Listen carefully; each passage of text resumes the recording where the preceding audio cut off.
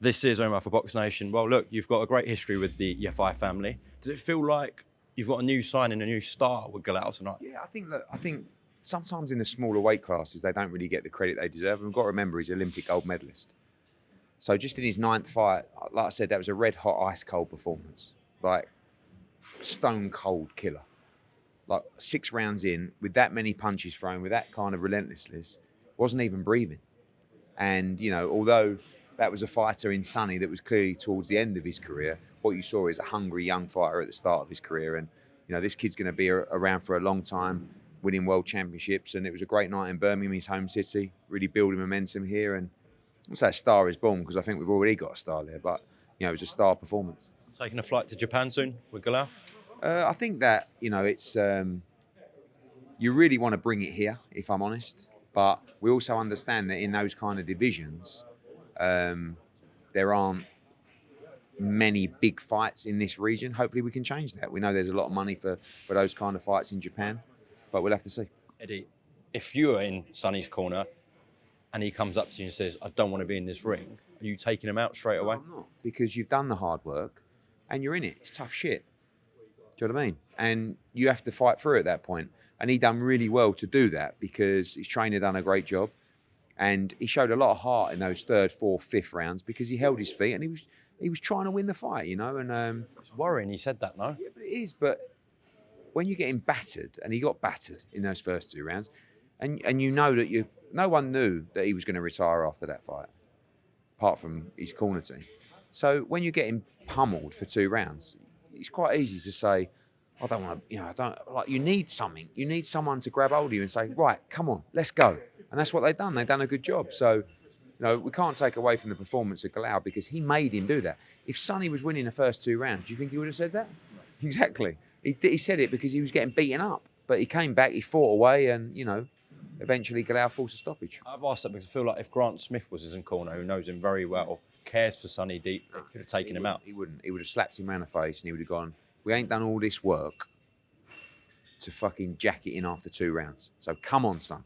And by the way, you can't criticise a fighter for that. Sometimes that's why you need your corner team, Like, that's why you need sometimes a trainer. That's why you need whatever it is. How many times you're doing something where you go, I just don't want to do it anymore. It's like, come on, you got to pull yourself together. Roll your sleeves up. Let's go. And that's what he done. And, I thought his speech after the fight was excellent. Sometimes we take for granted how lucky we are to have people who do that speak to us all after the fight, especially instantly. Imagine the adrenaline. You've just had a tear up, right? And and it's like, right, what you got to say for yourself? I thought he did a great job in there tonight. He's going to be a great pundit. And he's a good man. And, we're really proud to have had 4 really good fights with him. He's made a nice few quid and hopefully he can enjoy his life. Good crowd tonight in Birmingham. Really good. I mean, it's difficult because, it was actually sold out for what we set up for. It was about 6,500. But you got people like 500 from Coventry. And Aaron Bowen's on at 5 o'clock or 5:30. Some stay, some go. Do you know what I mean? But obviously most stayed tonight and it was a really good atmosphere and we're really building something good here.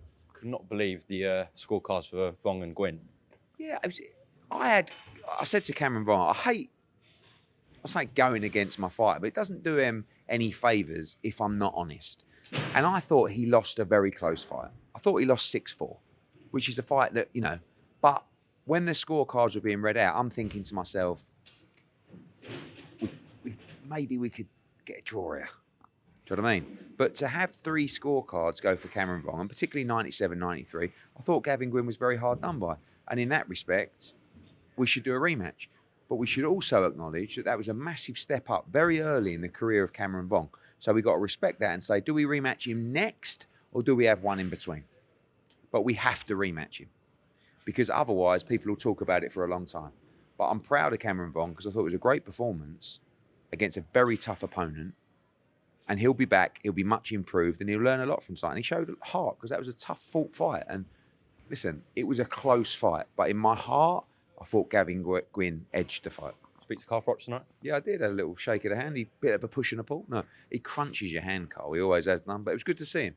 I didn't get a chance to catch up with him, but obviously he'd be very pleased with Galal's performance. Eddie, final one just away from this. What on earth is going on with Ortiz and Boots? Yeah, it's a bit confusing, really, because it's not like there's been this big negotiation. I mean, we received a letter from Riyadh Season about 3 days ago, maybe 2 days ago, saying, here's the number to fight Jaron Ennis at 140, sorry, to fight Virgil Ortiz at £147 for the world title.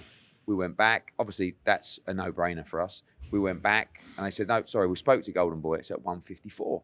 And we said, we don't know if we're moving up or not. That's a big decision for Jaron Ennis. By the way, it's also Thanksgiving. So all of a sudden, it's like, you've got to make a decision. And Jaron goes, I don't know what I'm doing yet. Well, you need to make a decision. Well, if you're asking me for a decision, I'm probably going to stay at 147 and unify, but I might go at 54. And if I do, I definitely want to fight Virgil Ortiz. So it depends how long that slot's open. Jaron hasn't made a decision whether he's going to 54 or not. My gut feeling is he won't. My gut feeling is he'll unify. But that's really where we are with it. So from your perspective, do you want that fight to happen? If he moves to 154, 100%. And by the way, if he moves to 154, we're 100% fighting Virgil Ortiz. When do you need that final? Well, that's the issue. I mean, yesterday we were told we needed an answer, and it was the day after Thanksgiving or whenever it was. And I said, look, I don't think he's going to make a decision today. It's quite a big decision. You don't go up and go back. Once you go up to 54, you never come back. So he's giving up his belt to do so. So it is a big decision. I'm not saying we're not taking the Virgil Ortiz fight, but in a time frame perspective, we'll have to see. Great night. Thank you very much. Cheers, mate. Thank you.